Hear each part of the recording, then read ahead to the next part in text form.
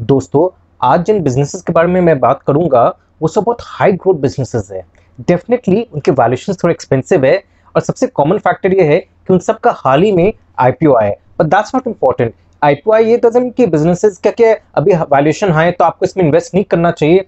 देखिए, इनमें कुछ बिजनेसेस है जो डेफिनेटली वो लोग राइट पाथ में, उनका बहुत ब्राइट फ्यूचर है। बस प्रॉब्लम ये कि सिंस आईपीओ में इनका वैल्यूएशन हाई है तो अभी आप इसमें इन्वेस्ट नहीं करके कुछ वेट करो, कुछ देर के लिए करेक्शन आने दो and then you must invest in this businesses. पर उसके पहले आपको जानना जरूरी है करेक्शन आने के पहले कि भाई किस में इन्वेस्ट करना और किस में नहीं। तो आज मैं उन्हीं बिजनेस के बारे में बात करूंगा जहां तो प्राइस गिरने से या करेक्शन आने से उनके प्राइस में आप उसमें इन्वेस्ट कर सकते हैं। तो पहला कंपनी का नाम है car trade tech. This company basically operates multi-channel auto platforms with coverage and presence across vehicle types and value-added services. और इसके जो प्लेटफॉर्म्स है वो कई ब्रांड्स के अंदर ऑपरेट करती है, जैसे कार वाले, car trade, then Shriram auto mall, bike वाले and then car trade exchange. In fact इसके अलावा एंड्रॉइड ऑटो और ऑटो बिस के नाम से भी इनके प्लेटफॉर्म्स है। और इन प्लेटफॉर्म्स के द्वारा ये both new and used automobile customers, then vehicle dealerships and vehicle original equipment manufacturers यानी OEMs and other businesses को help करती है to buy and sell their vehicles. And it offers a variety of solutions across automotive transaction value chain for marketing, buying, selling and financing of new and pre-owned cars, two-wheelers as well as pre-owned commercial vehicles and farm and construction equipment as well.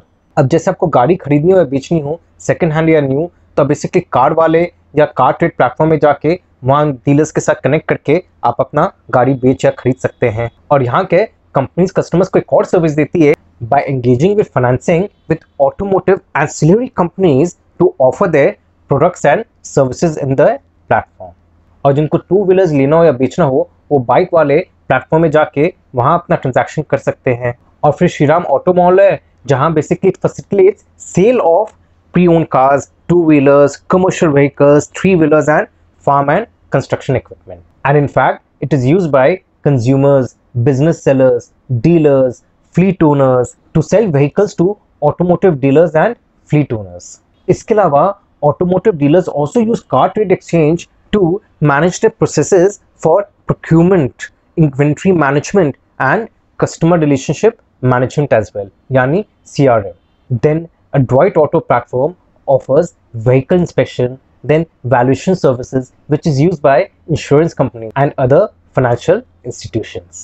And finally AutoBiz provides new car dealers a CRM solution to manage their customers efficiently. अब देखिए, company का जो revenue है वो basically 5 business stream से generate होता है, जिसमें सबसे ज्यादा comprises of commission and fees from auctions, then from remarketing services of used vehicles for retail customers, banks and other financial institutions, insurance companies, OEMs, leasing companies and fleet and individual operators. फिर इनका second revenue stream आता है from inspection and valuation services, जिसके बारे में मैं थोड़ी देर पहले बोला था। फिर इनका थर्ड रेवेन्यू स्ट्रीम आता है from online advertising solution which is on car वाले, कार ट्रेड एंड बाइक वाले for again OEMs, dealers, banks and other financial institutions.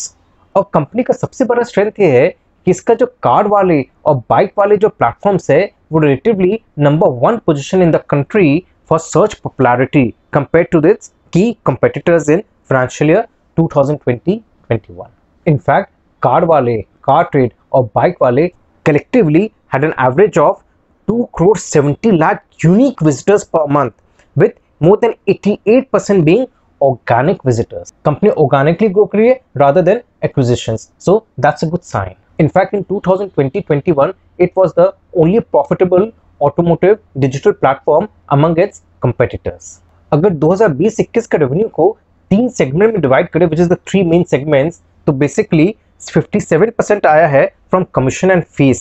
फिर 35% of this revenue actually come from online advertising, lead generation and tech-based services. और finally 7% आया है for inspection and valuation services. Company का जो platforms है that operates on integrated data driven technology infrastructure which is powered by it's self collected data and analytics. और इसी data को leverage यानी यूज करके ये अपने ब्रांड्स के इफेक्टिवनेस को इंक्रीज करता है, कस्टमर्स के एक्सपीरियंस को एनहांस करता है. Then it analyzes market dynamics at scale, calibrate the search results on its platform, and optimize the inventory management by dealers and OEMs.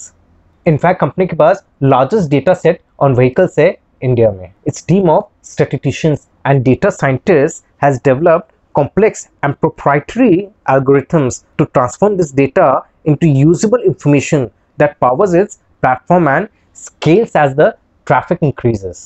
In fact, company's analytical capabilities also helps the company to provide valuable inputs to automotive dealers and manufacturers as they develop their digital marketing strategies on its platforms. Risk का बात करें तो वैसे देखा जाए तो ये consumer internet platform business में है, which is a very fast growing business, no doubt about that. But क्या जो ऑटोमोटिव सेक्टर है ये तो साइक्लिक इन नेचर है, इसलिए इनहेरेंटली ये कंपनी भी साइक्लिक इन नेचर हो गई. बिकॉज डेफिनेटली अगर ऑटोमोटिव इंडस्ट्री का अगर साइकिल डाउनटर्न में रहेगा तो कंपनी को भी खास बिजनेस नहीं मिलने वाला है. ऊपर से a trend towards ride hailing services, public transportation and shared mobility services might also affect the companies future growth prospects.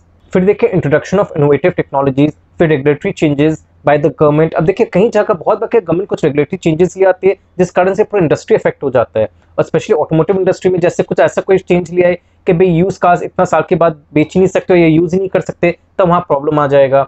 या जैसे भारत 4 के नॉर्म्स हो गए, तो ये सब के कारण ऑटोमोटिव इंडस्ट्री काफी हद तक इफेक्ट करती है, and this company will also get affected equally. फिर the company is also facing stiff competition from brands and other platforms जैसे Cars24, CarDekho, BikeDekho, Droom and Mahindra First Choice Wheels limited.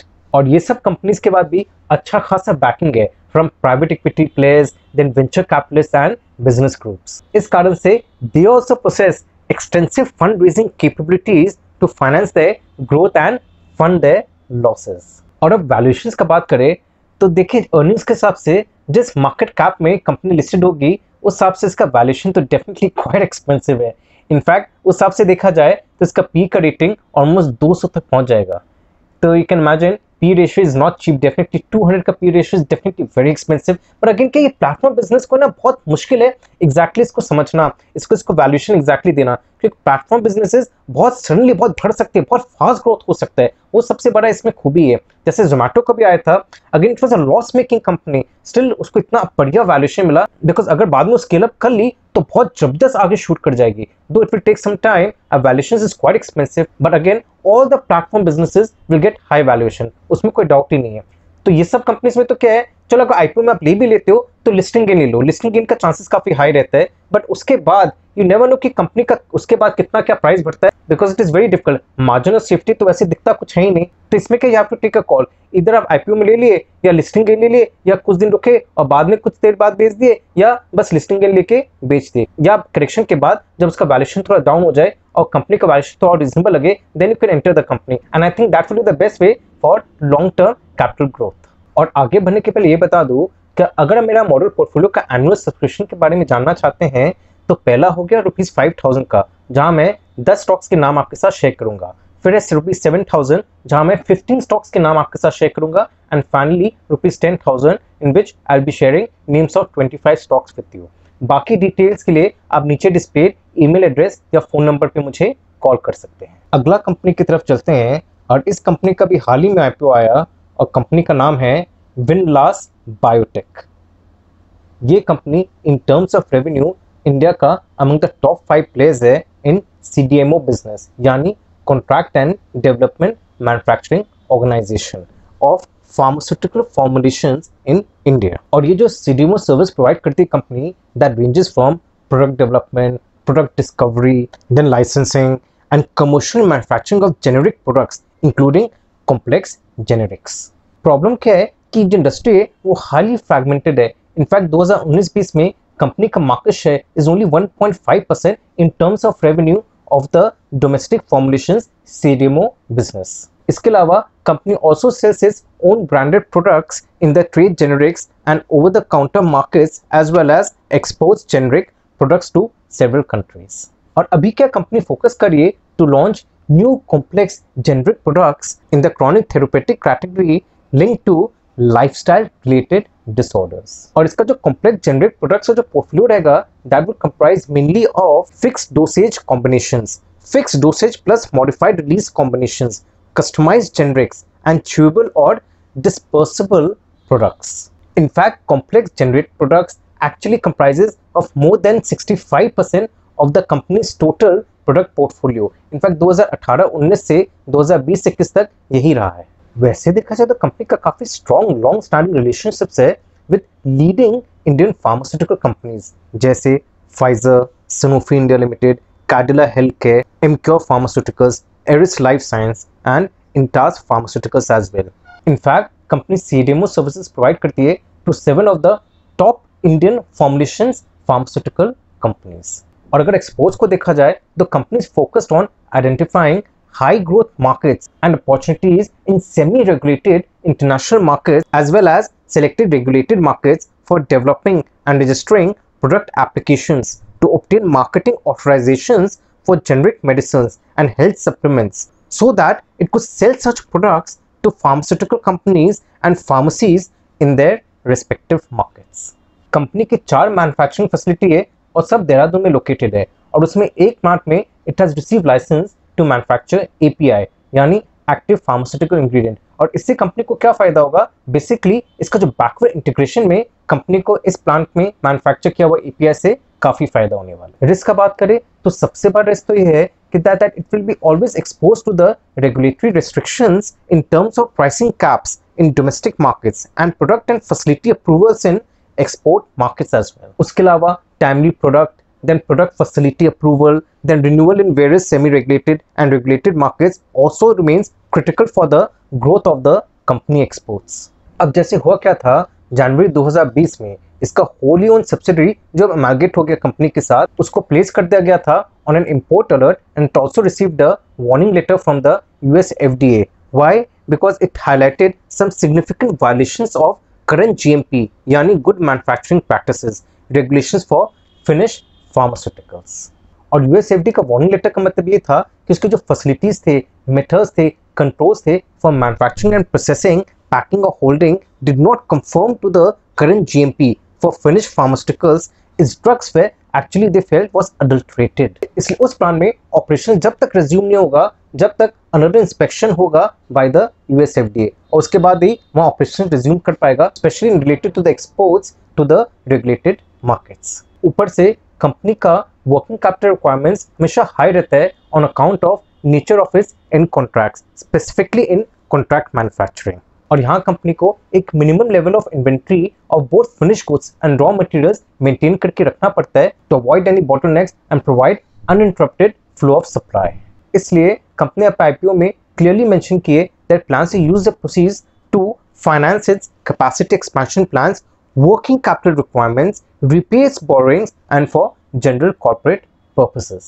अब valuation का बात करें तो देखिए CDMO बिजनेस में है, वो भी डोमेस्टिक फॉर्मुलेशंस में, जहां बहुत कंपेटिटिवनेस है और कि वो सब कंपनीज को भी अच्छा परफॉर्म करना पड़ेगा ताकि इनको अच्छा खासा बिजनेस मिल पाए। वैसे देखा जाए तो बिजनेस खराब नहीं, बिजनेस अच्छा है, पर जिस वैल्यूएशन में है अभी कंपनी वो वैल्यूएशन हाई है, तो again you have to wait, थोड़ा इसका वैल्यूएशन गिरे तब इन्वेस्ट कर सकते हो और लॉन्ग टर्म के हिसाब से अच्छा लग रहा है। मतलब इन द सेंस कि बाकी जो कंपनीज है, स्पेशली बाकी जो IPOs है जो वैल्यूएशंस में निकले हैं, वहाँ लॉन्ग टर्म में भी इतना कोई खास बेनिफिट नहीं दिखता है। अगर शॉर्ट टर्म में दिखता है भी तो लॉन्ग टर्म में तो कोई खास कुछ दिख ही नहीं रहा है। इसमें क्या है, शॉर्ट टर्म में बल्कि इतना नहीं दिख रहा है जितना लॉन्ग टर्म में दिख रहा है, क्योंकि इसका जो बिजनेस है काफी स्टेबलाइज है, काफी स्टेबिलिटी बिजनेस में कंपेरेटिवली टू अदर बिजनेसेस, तो उस मामले में लॉन्ग टर्म के हिसाब से ठीक लग रहा है। तो दोस्तों अगर आपको मेरा वीडियो अच्छा लगा तो लाइक और सब्सक्राइब जरूर करेगा और इसी टाइप के मोर इंटरेस्टिंग कंपनीज आपके सामने लाता रहूंगा।